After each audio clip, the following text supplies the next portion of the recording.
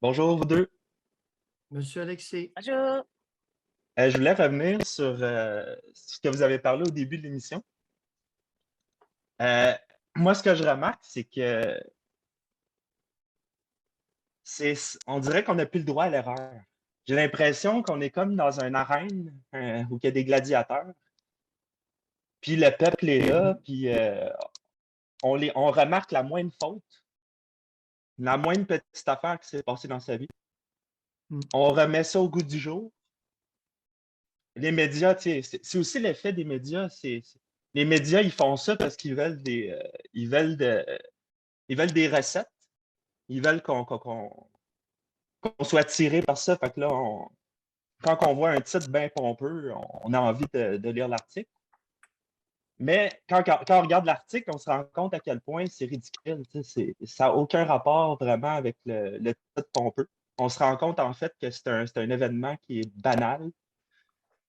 Puis ça touche vraiment toutes les démocraties au monde. Ça touche même, je pense, ça touche en Europe, ça touche les États-Unis, ça touche l'Amérique du Nord, partout. C'est un problème parce qu'on n'est plus capable de se parler sans, sans être ultra polarisé. Puis aussi au niveau des politiciens, tu sais, les politiciens, il faudrait quasiment qu'on ait rien vécu dans sa vie pour pouvoir être parfait pour être un politicien. Parce que pendant, tu sais, mettons un politicien qui a 50 ans, il faudrait que durant ces 50 ans, il ait jamais fait aucune erreur, qu'il soit une espèce de saint comme le pape.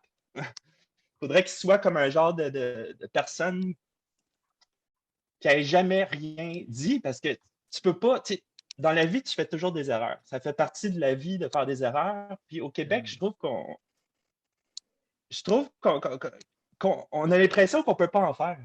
Il faudrait qu'on soit des saints. Puis moi, je pense que c'est un retour de la religion catholique au Québec. C'est comme un résidu de la religion qui vient nous donner la morale, qui vient nous faire la morale, qui vient Moi, personnellement, c'est ça que j'ai l'impression que c'est absurde parce que moi, je pense au contraire que je ferais plus confiance à un politicien qui a fait des erreurs que d'autres personnes qu'on ne sait pas sa vie. On ne sait pas c'est quoi qu'il a fait dans sa vie. On ne sait pas s'il a fait des erreurs. Tu sais. Ce qui fait d'une personne une personne incroyable, pas incroyable nécessairement, une bonne personne pour moi, c'est quelqu'un qui a fait des erreurs, mais qui surpasse ces erreurs-là et s'améliore dans sa vie. Ça, c'est vraiment une personne pour qui je voterais sans hésitation. C'est-à-dire quelqu'un qui pourrait, qui n'aurait pas honte de faire des erreurs, qui le dirait, qui ne serait pas gêné ou qui ne serait pas, peu importe que les médias ou que certains militants politiques essayent de faire soutirer comme des juges, comme des. Puis même, moi, je trouve que c'est pour ça que je vous aime, M. Mayou, parce que vous n'avez pas.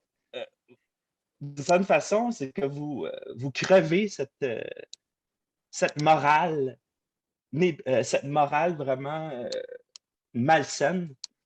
Vous crevez cette espèce de bouclier moraleux. Moi, personnellement, je trouve que c'est moraleux.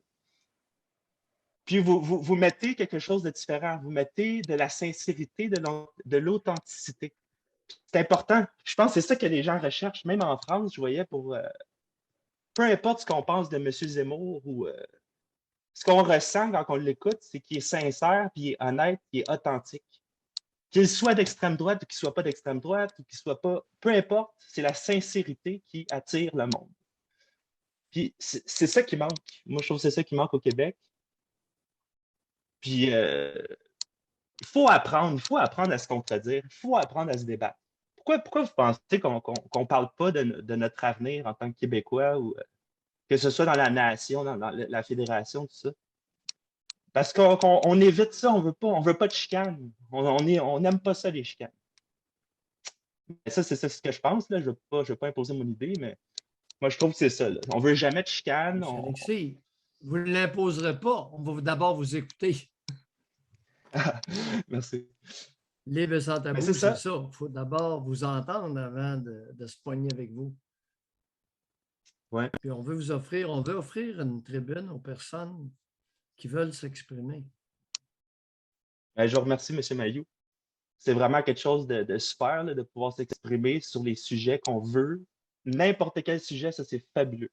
Parce que aujourd'hui, là, c'est de la morale qui gouverne. Là. Dans tous les médias, on ne peut pas faire ça, on ne peut pas faire ça, on ne peut pas dire ci, on ne peut pas dire ça. On peut-tu avoir la liberté de s'exprimer authentiquement sans se faire accuser, sans se faire.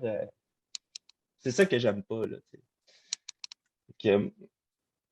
fait que c'est ça. Je pense qu'on devrait apprendre à faire des erreurs. On devrait lâcher le buzz dans les médias, essayer d'être plus intelligent à ce niveau-là. Moi, j'adore l'authenticité. Puis je préfère avoir quelqu'un qui soit honnête, qui dise les vraies choses, que quelqu'un qui camoufle ou qui essaie de faire plaisir à tout le monde. Parce qu'à force de faire plaisir à tout le monde, on fait plaisir à personne.